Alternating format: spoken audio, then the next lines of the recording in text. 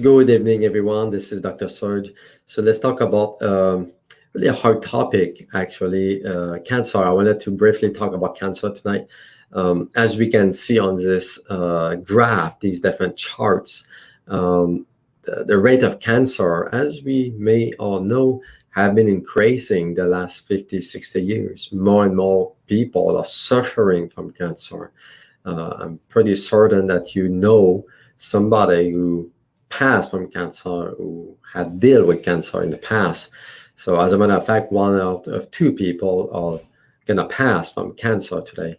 And I wanted to connect cancer and the consumption of meat today because this is a question that I get a lot. And people are a bit confused because for the last 50, 60, 70 years, we've been told that red meat, for example, is just bad for you, it's toxic for you. And that's why you're having a lot more cancer and heart disease and inflammation issues and so on and so on. So let's go over a few things. I wanted to go over that because a few weeks ago, as we can see on the next screen, a big study came out to look at the association of red meat consumption, processed meat, poultry, and the risk of colon cancer. And they also look at the total mortality of people, which is really interesting because typically they don't look at a death, they just look at one specific condition. But in this case, the authors decided to look at if people consume red meat, for example, are they dying more than people who are vegetarians, for example. So it was really, really interesting. And at the end of the day, what they see in conclusion, as we can see here, is they show that there's no association between meat intake and all-cause mortality. Okay, meaning that if you consume red meat, you don't die more than somebody who is a vegetarian. So this is another big myth in nutrition is they claim that vegetarians tend to be healthier and live longer, have a longer life expectancy, for example. That's really not the case. And there's many studies supporting that. And this is the most recent one is if you do eat red meat, you're not dying younger or faster than people who don't. There's no connection there. If you look at the history, for example, one of the population I really like to look at is the Maasai from Africa. So the Maasai people is actually a small tribe in Africa where they consume mostly milk, blood, and red meat. That's mostly this concept, the diet. So they would eat that every day, somewhere between 3 or 4 gallons of milk a day. And they will eat red meat from animals they hunt. And those people consume a lot of red meat, a lot of saturated fat, a lot of cholesterol. And they don't know cancer, they don't know arthritis, they don't know heart disease. They don't know any of those conditions that we are dealing with today. And they live up to this 70, 80, 90s, 100s. They're healthy. They're in good shape. Right there, this is a real life experience to me to support the study that we just talked about, that red meat is not the enemy. Of course, in this study, they say that red meat quality is not a factor, and don't necessarily agree with that because we know today that the processed red meat of factory farm animals are toxic. They are being fed corn, wheat, soy, all kind of grains, chemicals. They're being injected with hormones, antibiotics, all kind of junk. I do not support this kind of meat, farm-raised meat. I do support the actual ways that nature intended us to raise animal, which is grass-fed in the pasture, no chemicals. So those animals are really happy, they're healthy, they have good quality meat.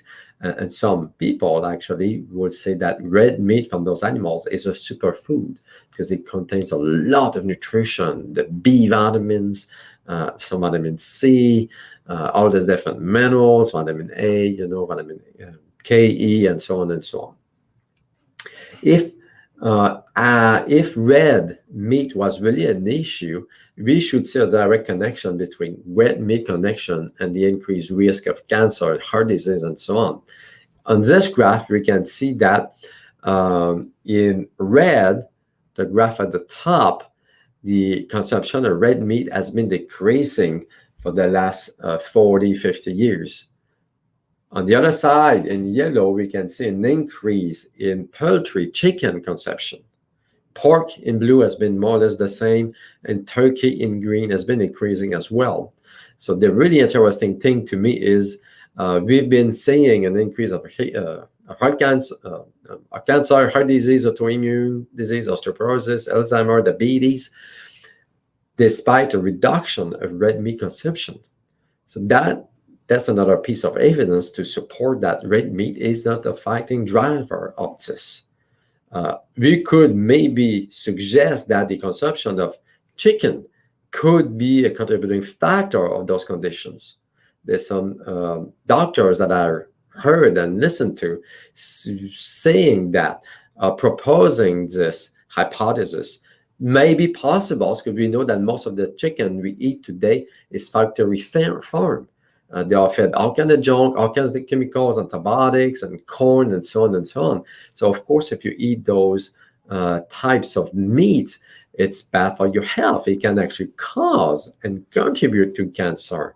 I mean, if you eat chicken or red meat that has antibiotics or hormones, yeah, that's not a good idea, and it can actually promote the driving development of cancer cells.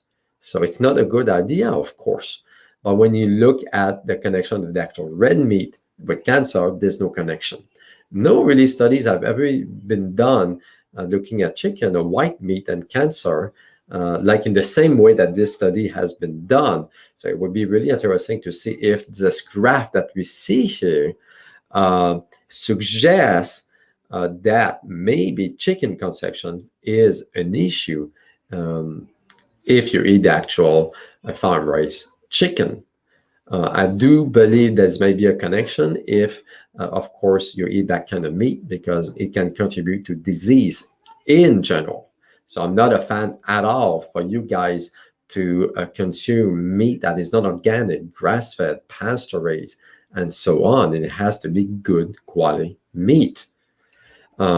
So this are some evidence to support that it's not a bad thing to eat meat, because there's a lot of confusion on that. People are, they are all in the nutrition health. A lot of them support the veganism or vegetarianism, which to me it's nonsense in a way that you can still eat meat. As a matter of fact, all my clients, I've had thousands of clients over the years, and all of them will still consume meat as long as it's good quality. And I have reversed all kinds of issues like Parkinson's, cancer, diabetes, heart problems, obesity, fatty liver, autoimmune problems.